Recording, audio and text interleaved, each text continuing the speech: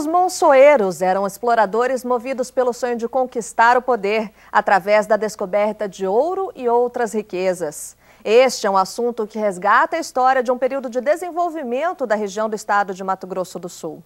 E para falar sobre o assunto, temos um convidado que é artista plástico, ambientalista e ex-coordenador do COINTA, o Consórcio Intermunicipal para o Desenvolvimento Sustentável da Bacia do Rio Taquari. É o José Francisco de Paula. Tudo bem? Boa noite, tudo bem? Boa noite. Uma satisfação estar com vocês. Igualmente aqui, ter a sua presença, inclusive para falar um pouco mais sobre esse assunto, que é um assunto aqui da nossa região também, né?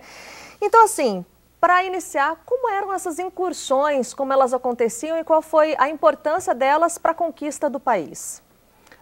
A partir da descoberta, né, do ouro em 1719 em Cuiabá, né, houve uma demanda de muita gente saindo da povoação de São Paulo, né, com destino a essas minas.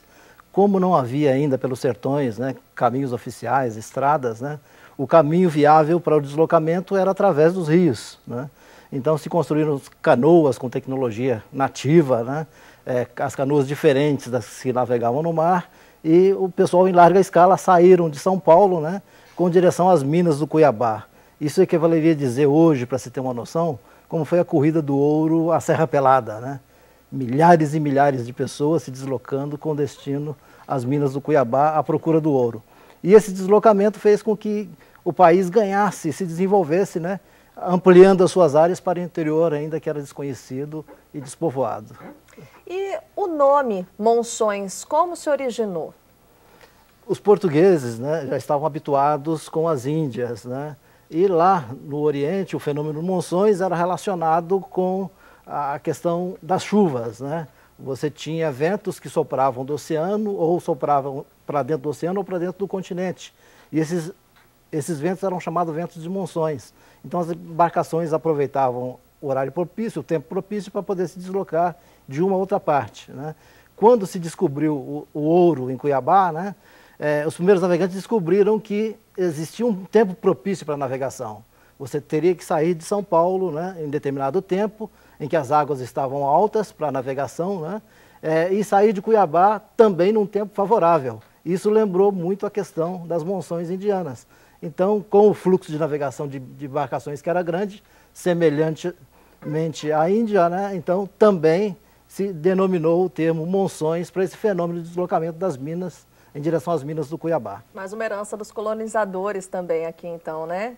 Sim, com certeza. O próprio nome, né, na realidade, está relacionado a essa cultura de colonização dos portugueses. E quais cidades de Mato Grosso do Sul datam dessa época? Quais cidades se originaram nesse período das monções?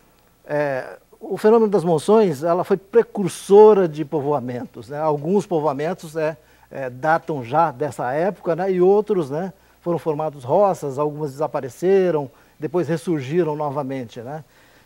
E o importante, a distância era muito longa, eram 3.600 quilômetros de São Paulo a Cuiabá, né?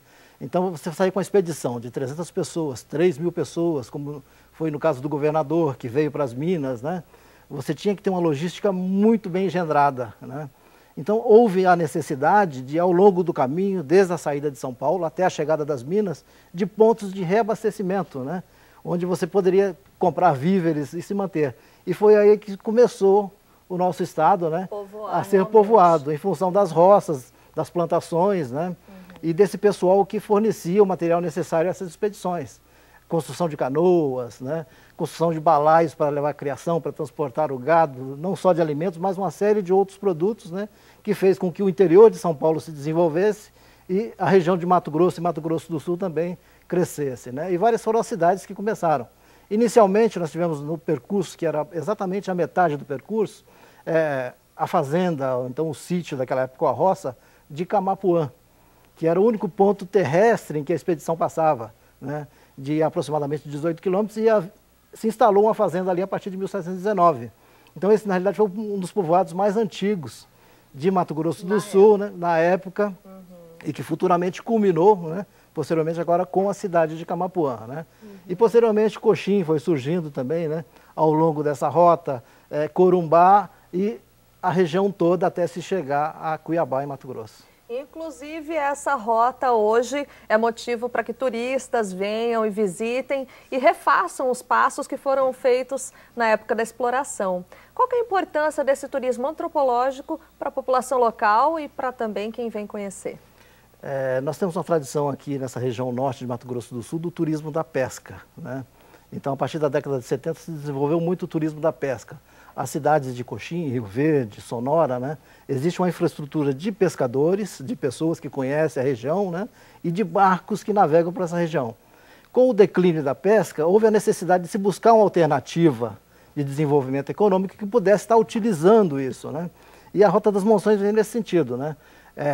Os pescadores atuais, na realidade, são os remeiros e proeiros das monções, porque conhecem como ninguém a navegabilidade dos rios da bacia do Taquari, né? E existe já uma grande quantidade de embarcações prontas para o atendimento do turismo, né? Então, o que se pensou a princípio, né? Nós vamos continuar utilizando esse material disponível, essa forte possibilidade que se tem, né? As belezas cênicas e trabalhar um fator histórico para que se possa desenvolver a região sem perder nas características naturais.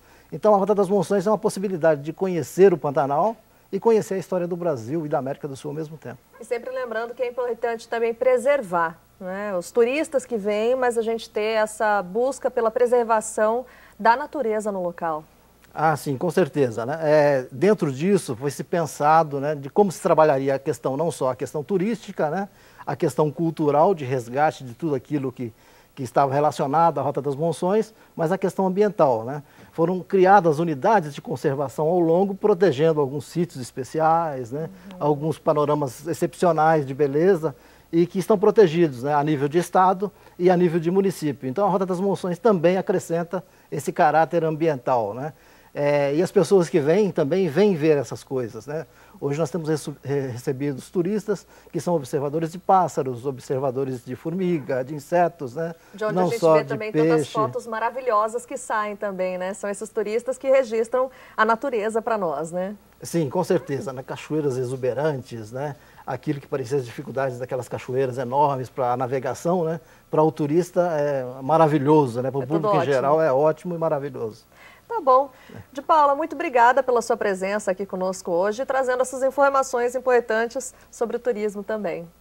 Nós que agradecemos e esperamos que vocês possam nos visitar e conhecer de perto, né, a Rota das Monções, conhecer o Pantanal através da história do Brasil. Obrigada. E daqui a pouco, a busca por pedras e metais preciosos que determinou a conquista do oeste do país pelas incursões colonizadoras portuguesas. Voltamos já.